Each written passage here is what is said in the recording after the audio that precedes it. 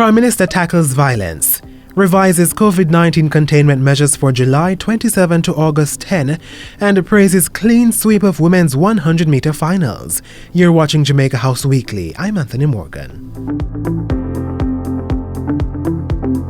As your Prime Minister, I'm very concerned by the frequency and increasing brutality of acts of violence being reported. Prime Minister Andrew Holness, as he used his Emancipation Day message to call on Jamaicans to shun violence in all its forms.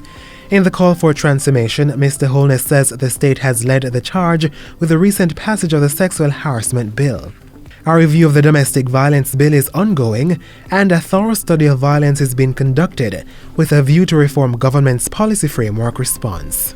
Let us all commit to protecting our freedom from violence and honor the struggles of our forebears by not inflicting on ourselves the violence the slave drivers inflicted on them. The chains are gone, but our mentality enslaves us. Emancipate yourselves from mental slavery. None but ourselves can free our mind.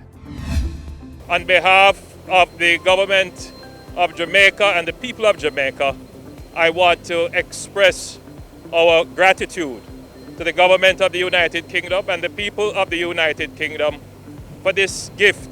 Prime Minister Holness was responding to the country receiving 300,000 doses of AstraZeneca vaccine from the United Kingdom.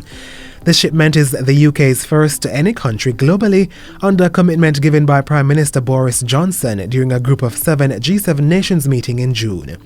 Mr. Holness says the vaccine provides a ray of hope for faster recovery and a return to normalcy as soon as possible. With this number of vaccines, we could easily double the number of persons who are fully vaccinated, and we could do so rapidly. However, it will take the acceptance of every single Jamaican to come on board and get vaccinated. Earlier in the week, Prime Minister Andrew Holness announced revised COVID-19 measures to cover July 27 to August 10. The updated containment plans were in response to what he calls a potential early stage of the third wave of COVID-19. As a result, curfew hours begin earlier, starting 8 p.m. nightly from Mondays to Saturdays and at 3 p.m. on Sundays and public holidays. Closing hours for establishments will generally be 1 hour before curfew begins. Beaches and rivers will operate from 6 a.m. to 4 p.m. Mondays to Saturdays and 6 a.m. to 2 p.m. on Sundays and public holidays. Capacity limits have been reduced to 50% for places of worship, gyms, bars, restaurants, and other establishments. We will continue to monitor the situation and determine the measures that will apply effective August 11. Our focus in crafting those measures will be on trying to control spread sufficiently to allow us to reopen schools to facilitate structured face-to-face learning in September. That is an imperative for the government and indeed for all the parents and children who have had a really very difficult time during this pandemic. By Saturday, the Prime Minister, like the rest of Jamaica, was glued to his television screen as our women's 100-meter entrance made a clean sweep of the event at the Tokyo Olympics. Saturday's blistering performance saw Elaine Thompson-Herah winning gold and breaking a 33-year-old Olympic record while doing so. Shelly-Ann Fraser-Pryce copped the silver medal, while Shericka Jackson clocked the fastest third-place time in history to take the bronze medal.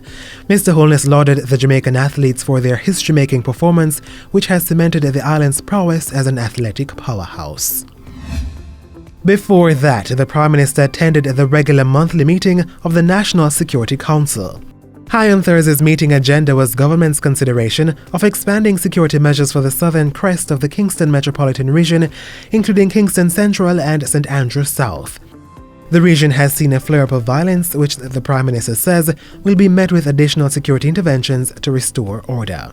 Mr. Holness also received updates from the Jamaica Defence Force. security plans for the Greater Bernard Lodge development, and the major organized crime and anti-corruption agency MOCA. The agency revealed that it had secured 11 lottery scamming convictions since the start of the year from the 117 cases now before the courts. On Friday, the Prime Minister was at Up Park Camp to participate in the Armed Forces Day Parade.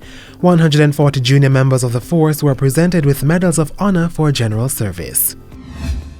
Back at Jamaica House, the doors of the courtesy room were flung open to welcome the contestants in the 2021 Miss Jamaica Festival Queen competition. Mr. Holness encouraged the contestants to give off their best and to continue their work to make Jamaica the place of choice even after the competition has ended. And that's it for Jamaica House Weekly. Be sure to join us for more of the news stories coming out of the office of the Prime Minister.